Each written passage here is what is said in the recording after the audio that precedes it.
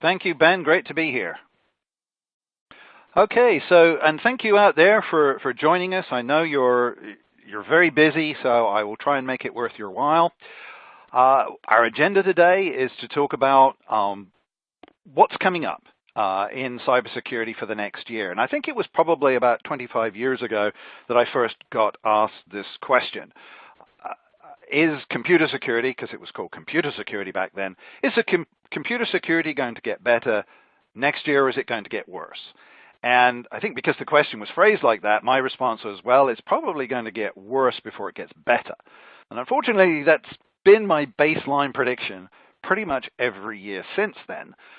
However, today we're using far more computers than ever before. We're doing far more with them. And despite all of the security challenges, we are surviving. We're making use of the technology. So I don't want to be a complete doom and gloom person here. We will survive another year. We survived so far 2017, and I'll look at some of the highlights from ESET research in 2017 as to what they might tell us, and then what does the research say about the 2018 threat landscape? And this is I think a very practical exercise, because I know if you're in charge of computer security for your organization, you have probably been thinking about this, and you have to plan ahead. And you've probably thought of a lot of the things that I've thought of and some that I have not thought of. But if I can provide you some insight that you haven't glimpsed yet, maybe that will help. Maybe that will help you in your decisions about where to put resources. To come up with these predictions, I talk to my colleagues here at ESET. I read other people's predictions, but I have to say that if any of the predictions I make turn out to be wrong, that's my fault, not theirs. And finally, before we move on from this slide, that is not really the threat landscape. That is the view from the ESET headquarters office in Bratislava, Slovakia, looking across the Danube.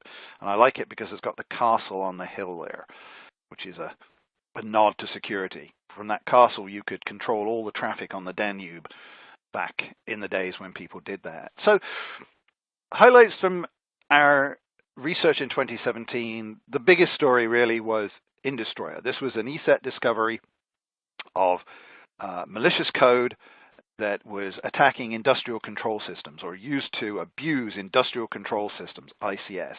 And we've seen bad actors trying to abuse or interfere with things like factories and power generation before. We've seen them use malware to get into those systems, but this was the first time the malware itself was manipulating industrial control switches in a power station live, and actually in the Ukraine did turn off the electricity for a large number of people for a period of time. So we think that this is the biggest threat we've seen since Stuxnet. Of course, Stuxnet being the malicious code that was used to destroy centrifuges in the Iranian nuclear program. So that was a big one. And here's a smaller one, going down from electrical generating systems down to Android phones and tablets. But we found Android ransomware that was not only locking the device, which is a thing we've seen in the past, or not only locking files, ransomware, holding the files to ransom until you paid for the key, but this was doing both. It had both of these in there. So an indication that we may be seeing more of that down the road in 2018. We also saw something I'll talk about in more depth later that I would call supply chain compromise, as in the software supply chain. So M.E.Doc is an accounting application that's widely used in the Ukraine, and somebody got into the code, put in a backdoor, which was pushed out in an update. So there you are, you're updating your accounting software, and it's putting a backdoor on your system.